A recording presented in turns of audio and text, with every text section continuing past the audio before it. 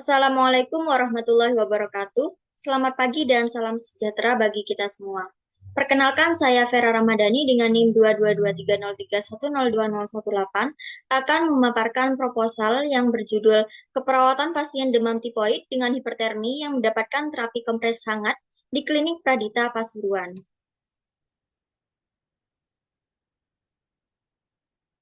Adapun pokok pembahasan yang pertama bab 1 pendahuluan, terdiri dari latar belakang, rumusan masalah, tujuan penelitian, dan manfaat penelitian. Yang bab kedua, tinjauan teori, terdiri dari konsep penyakit demam tipoid, konsep hipertermi, dan konsep terapi kompres hangat. Kemudian yang bab ketiga, metodologi penelitian, terdiri dari yang pertama, desain penelitian, dua, batasan istilah, tiga, partisipan penelitian, empat, lokasi dan waktu penelitian, lima, uji keabsahan data, enam, pengumpulan data, tujuh, analisa data, dan yang terakhir, etika penelitian. Bab yang pertama, pendahuluan. Demam tipoid merupakan masalah kesehatan yang sering terjadi di negara berkembang. Sekitar 17 juta orang menderita penyakit ini di seluruh dunia setiap tahun. Menurut WHO 2018, sekitar 11-20 juta orang sakit karena tipoid, dan antara 128.000 sampai 161.000 orang meninggal akibatnya. Menurut Dinas Kesehatan Jawa Timur 2019, angka kesakitan demam tipoid tahun 2017 adalah 88.379 kasus. Pada tahun 2018 terjadi peningkatan yaitu 99.906 kasus.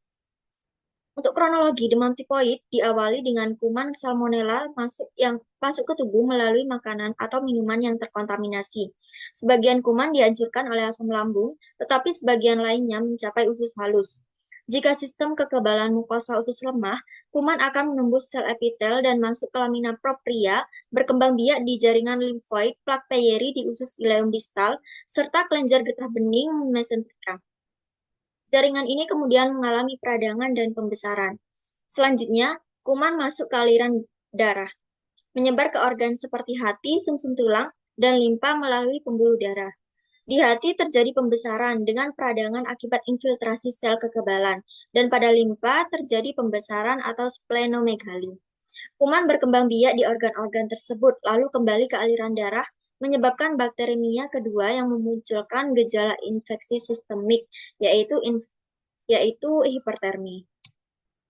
Untuk solusi hipertermi, salah satu intervensinya yaitu dengan mengompres hangat pada daerah yang memiliki pembuluh darah besar. Berdasarkan penelitian yang telah dilakukan oleh Novita Sari dan Wahyuningsi 2019, menunjukkan bahwa penerapan kompres dengan air hangat memberikan pengaruh dan manfaat untuk menurunkan panas. Berdasarkan latar belakang tersebut, menimbulkan minat peneliti untuk melakukan eksplorasi yang lebih mendalam terkait hipertermi pada pasien tipoid. Rumusan masalah yang diangkat yaitu bagaimana perubahan suhu pada pasien demam tipoid dengan hipertermi setelah dilakukan terapi kompres hangat. Tujuan umum penelitian mengidentifikasi perubahan suhu pada pasien demam tipoid yang mengalami hipertermi dengan kompres hangat. Manfaat penelitian yang pertama, manfaat teoritis. Diharapkan dapat menambah wawasan dan pengetahuan keperawatan hipertermi dengan pemberian terapi kompres hangat. Yang kedua, manfaat praktis. Hasil penelitian ini diharapkan bermanfaat bagi institusi kesehatan sebagai masukan dalam menangani kasus demam tipoid, bagi pasien dan keluarga sebagai panduan perawatan yang tepat, serta bagi peneliti selanjutnya sebagai bahan kajian lanjutan untuk menambah wawasan dan pengetahuan. Bab yang kedua, tinjauan teori. Demam tipoid adalah penyakit infeksi akut pada usus halus yang disebabkan oleh bakteri Salmonella typhi. Penyakit ini menular melalui feses dan mulut serta masuk ke dalam tubuh manusia melalui makanan dan minuman yang terkontaminasi. Tanda dan gejalanya yaitu demam, nyeri kepala, nyeri otot, anoreksia, nausea, diare, gangguan perut, dan radang tenggorokan. Selanjutnya, konsep hipertermi. Hipertermi merupakan suhu tubuh meningkat di atas rentang normal menurut PPNI 2017. Gejala dan tanda mayornya yang subjektif tidak tersedia, sedangkan yang objektif suhu tubuh berada di atas nilai normal. Untuk gejala dan tanda minor, subjektif tidak tersedia, objektif yang pertama kulit merah, kejang, takikardi, takipnu, dan kulit terasa hangat. Nah, Untuk terapi kompres hangat merupakan suatu terapi non-farmakologi menurunkan panas dengan meletakkan kain yang dibasahi air hangat pada daerah yang memiliki pembuluh darah besar. Cara pemberian kompres dengan air hangat yaitu pada ketiak, lipatan paha, dan lipatan siku yang dimana memiliki pembuluh darah besar dengan waktu kurang lebih 15-30 menit. Kemudian bab metodologi penelitian. Yang pertama, batasan istilah. Batasan istilah untuk studi kasus ini yaitu yang pertama hipertermi. Hipertermi adalah peningkatan suhu di atas 37,5 derajat Celcius pada seseorang yang mengalami demam tifoid. Yang kedua, terapi kompres hangat. Kompres hangat merupakan terapi non-farmakologis dengan cara mengompres dengan kain seperti kain handuk yang kemudian dibasahi air hangat. Kompres hangat dipakai untuk menurunkan panas. Kemudian desain penelitian. Desain penelitian ini dilakukan secara deskriptif berbentuk studi kasus. Partisipan penelitian. Partisipan yang terlibat adalah satu orang pasien dengan diagnosa demam tifoid dan mampu berkomunikasi secara verbal serta dalam kesadaran penuh yang mengalami hipertermi, yang bersedia menjadi partisipan dengan menyetujui informed consent. Lokasi dan waktu penelitian. Penelitian ini dilakukan di klinik Pradita Pasuruan. Pengambilan data dilaksanakan setelah pasien menyetujui informed consent sampai 3 hari selanjutnya. Kemudian uji keabsahan data. Uji keabsahan data digunakan untuk menguji kualitas data atau informasi sehingga menghasilkan data yang valid. Ini dilakukan melalui tindakan dan observasi dengan data penting dari klien, perawat, dan keluarga klien. Untuk pengumpulan data terdiri dari anamnesa atau wawancara secara langsung, observasi, dan dokumentasi. Analisa data yang pertama, pengumpulan data.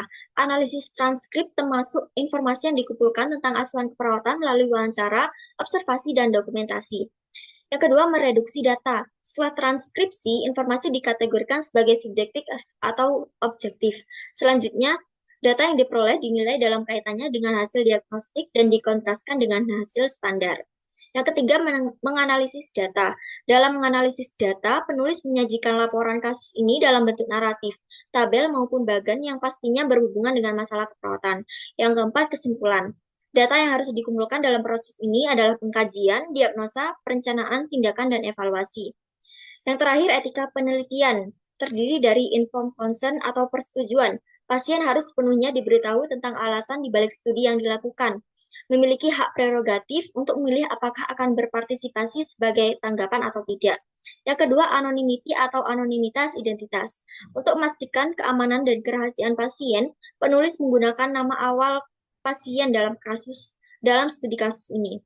Yang ketiga, confidentiality atau kerahasiaan.